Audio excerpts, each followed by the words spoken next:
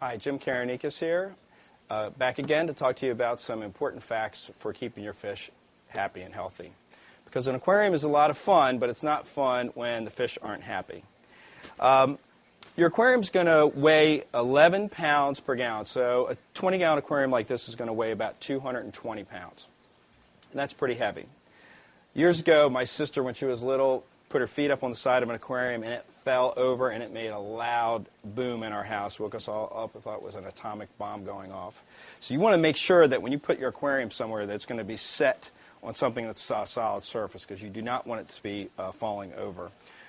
Most aquarium manufacturers make really nice stands, and today they make really nice cabinets that will match just about any decor in your house. So you want to make sure that it's on a solid surface. You also want to place your aquarium in your house in an appropriate place. You do not want to have it next to a window or door where it may be drafty, and you may have temperature fluctuations. The fish do not like temperature fluctuations. And then also we want to make sure that it's not really close to a vent, because if it's near a heating vent or an air conditioning vent, that too can cause the temperature to fluctuate in the aquarium. All right, one of the most common mistakes I see people make when they set up their aquarium is that they don't drip loop the cords that are coming off of the equipment on the aquarium. You want to make sure they all have a loop in them before they go into either a power strip or into the socket in the wall.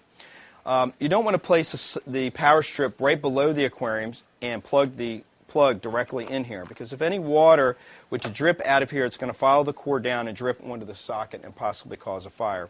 So you want to take the power strip, mount it up on the wall so that the cord has a loop on it. So when, if any water drips out of the filter or off the aquarium, it'll follow the cord to the lowest point, go on the floor, and not back uphill into the socket. Now, we spoke earlier about live bacteria. Live bacteria are really what allow us to keep fish alive in an aquarium. They live in components of your filter, and they also live in the gravel in your fish tank. So we want to make sure that whatever we do to the aquarium, we don't destroy this good bacteria.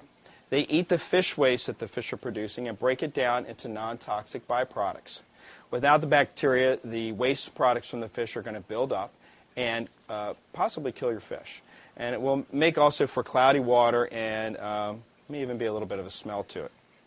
So we want to make sure that whatever we do to the aquarium, we don't kill the good bacteria. Now, things that will kill the good bacteria would be any types of soaps that you would use around the house, and even tap water can kill the good bacteria. So you do not want to take all the water out of your aquarium and the gravel and rinse it out with tap water, because that will kill the good bacteria.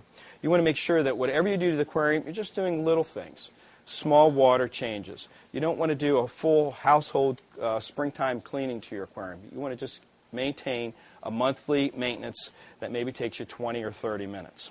All right, let's talk about feeding the fish. You can feed fish a variety of foods is probably the best. And a flake food is your staple food that you're going to feed the fish. There are many brands out there. You're going to want to feed the fish the flake food usually in the morning or whenever you're in a rush. You're just going to take a small pinch and you're going to put it in the aquarium. And it's going to be about as much as they can eat in 30 seconds or so.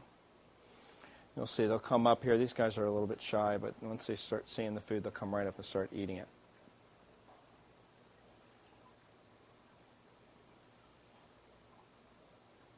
You want to make sure that they eat all of the food that you put in, and not a lot of it's going down on the bottom of the tank, where it can decay and cause problems with your water conditions.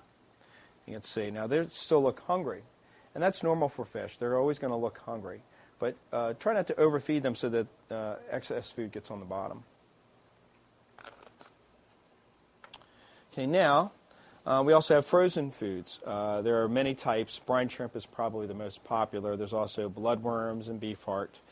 This size fish here would be most appropriate to feed them frozen brine shrimp. I'm going to take the package out of the freezer. We're going to pop out one of these little cubes here. And then we're going to dip it in the tank and let it defrost a little bit. And you'll see the little shrimp come off. And this is a food that you want to feed when you have some time to actually sit down and watch the fish. And this is a good time to see if they're all feeling well, if they have any spots on their body, and make sure everybody is eating. And what I recommend doing is just putting a little bit in, let them eat it all. And you can see it takes them a little bit of time to swallow it and get it down in their mouth. and then I could put a little bit more in. And we want to make sure everybody gets a little bit of this. Because the faster fish, the bigger fish, the ones that maybe perhaps a little bit more of a bully, they're going to get the food faster than the other fish. So we want to make sure that everybody gets a little bit. And you can actually see their bellies getting a little bit more rounded as they fill up with the food. And you can see with the frozen food, I am feeding a little bit more than the flake food.